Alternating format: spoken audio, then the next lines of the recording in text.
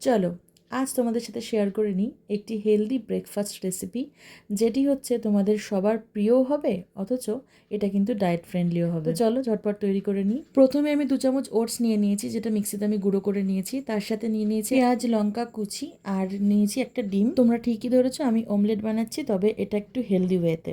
এইবার আমি এখানে দিয়ে দিচ্ছি সেই গুঁড়োটা, যেটা ওটসের গুঁড়ো। তো দেখো কনসিস্টেন্সিটা কিন্তু ঠিক এরকম দেখতে হয়েছে। এইবার এটাকে আমি একদম অয়েল ফ্রিভাবে ভাজবো, মানে আমি তেল দিই না, তোমরা চাইলে একটু অয়েল ব্রাশ করে নিতে পারো। তেল না দিলেও একটু ঢাকা চাপা দিয়ে তোমরা যদি 5 থেকে 6 মিনিট রেখে দাও, তাহলে কিন্তু খুব ভালোভাবে কুক হয়ে যায়।